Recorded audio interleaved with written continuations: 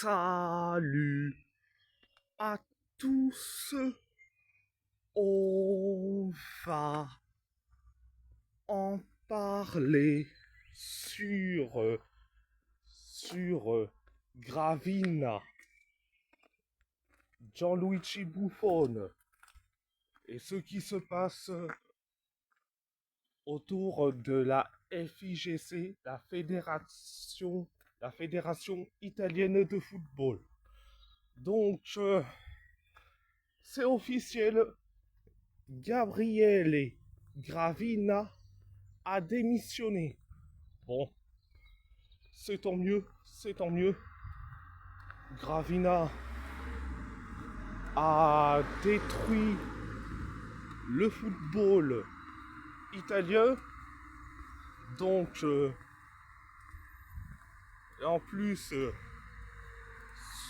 sous son air, c'est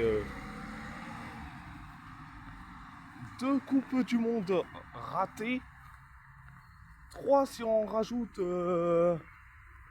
l'autre président avant Gravina.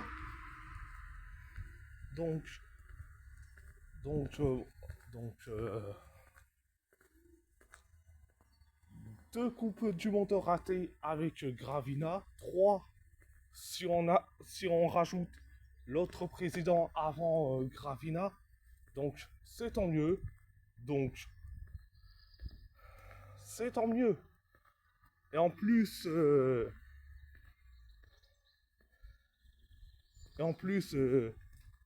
l'élection présidentielle de la FIGC, ça sera le 22 juin. Le 22 juin. Qui seront les candidats pour l'élection présidentielle de la Fédération italienne de football? Il y en a 3 noms. 3 noms qui ont été évoqués. Gianni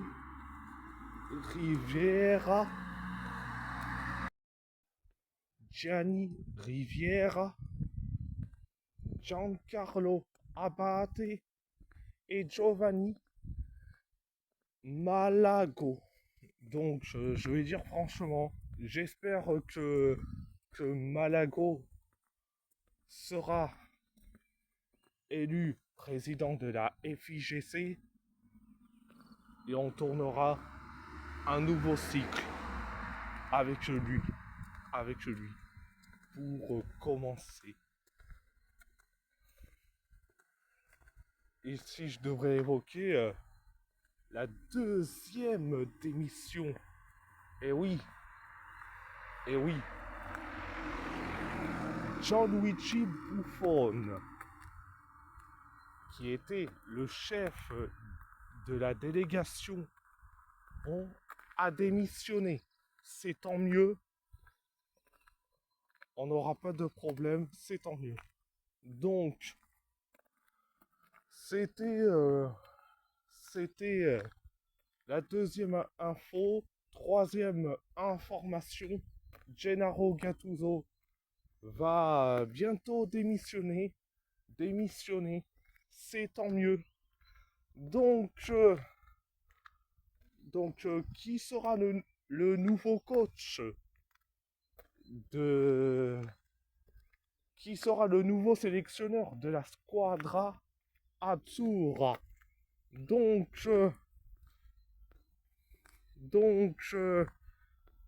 dis franchement, j'ai vu des noms à gauche, à droite.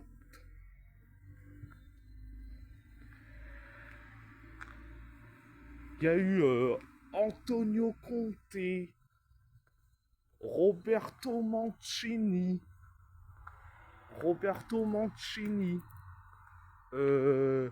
Massimiliano Allegri, Pep Guardiola, et j'ai vu aussi le nom de Didier Deschamps. Et je vais dire franchement, franchement. Alors, Je vais commencer du... Je ne veux pas, je ne veux pas voir re- en sélection italienne et, et ce que je veux euh, en tant que sélectionneur euh, de la squadra Azzurra. Alors, Deschamps, c'est hors de question. Déjà que je me suis tapé Didier Deschamps en équipe de France. Et en plus, c'est ce même coach qui a cédé carrément euh, aux caprices de Mbappé avec les Bleus. Je vois mal Deschamps aller en sélection italienne, aller les entraîner, vu que c'est pas les mêmes joueurs que, que Didier Deschamps a l'habitude de, de les voir. C'est le contraire. Euh, euh, donc, tu n'auras pas des Mbappé qui va chouiner ou Ekitike qui va te dire ouvertement c'est pas mon poste, ailier gauche, c'est avant-centre, avant-centre. C'est le contraire. Tu, tu auras Moïse Kean, Matteo Retegui, Francesco Pio Esposito. Eux, contrairement à des Mbappé et tous les pleureuses et tous les pleureuses de l'équipe de France, c'est pas les mêmes choses. Ils ont besoin d'un coach avec du mental, un gros mental et surtout un ego surdimensionné. Donc Deschamps, c'est hors de question. Et en plus, son style de jeu, il est adepte du cortomuso, donc c'est non. La même chose pour Massimiliano Allegri. Donc Allegri et Deschamps peuvent se serrer la main. Hein, ils peuvent se serrer la main, boire carrément du café, de l'expresso, du cappuccino, carrément. Ils peuvent s'entendre, il y a pas de problème. Donc,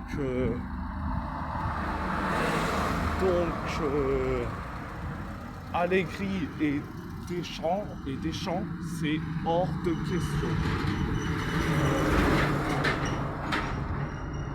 Dans les entraîneurs où je verrais bien, mais c'est compliqué.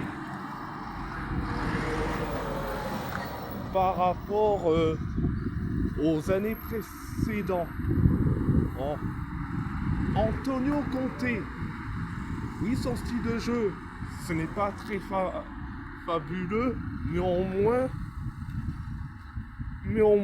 Antonio Conte, il sait gérer les hommes. Il n'y a pas de problème. Mais après la squadra Azzurra, c'est échec sur échec quand même. Donc Antonio Conte, c'est à risque. La même chose pour Pep Guardiola. Guardiola, il est en fin de cycle avec Manchester City. Manchester City. Il est déjà en crise, donc c'est pas la peine d'aller chercher Guardiola. C'est pas la peine d'aller chercher Guardiola. Et je vais dire franchement, c'est à risque. Et l'entraîneur que je veux le voir pour être le sélectionneur de la squadra Azzurra, c'est Roberto Mancini. Et oui, Roberto Mancini. La seule différence, c'est qu'il connaît très bien la squadra azzurra. Il connaît très bien par cœur. Donc, un retour de Mancini, de Roberto Mancini, je dis oui. Et en plus, pourquoi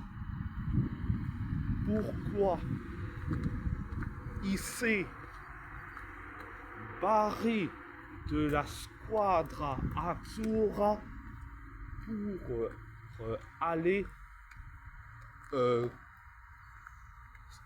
pour aller en Arabie Saoudite, c'est parce que il y a eu des tensions entre Mancini et Gravina,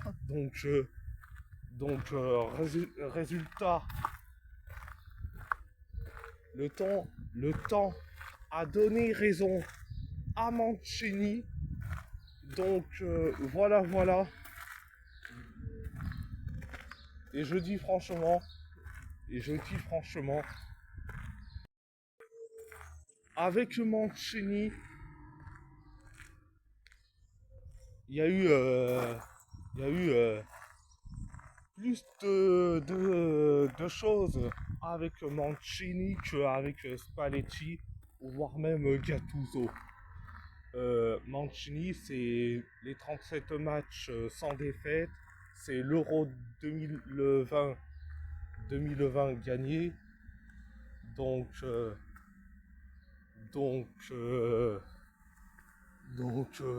franchement, je m'inquiète pas.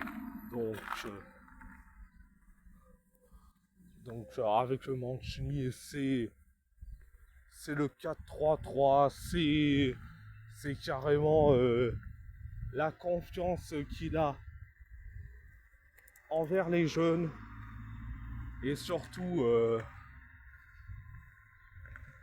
il te ramène des Orienti et des binationaux pour la squadra. Et je dis franchement, Roberto Mancini, c'est le seul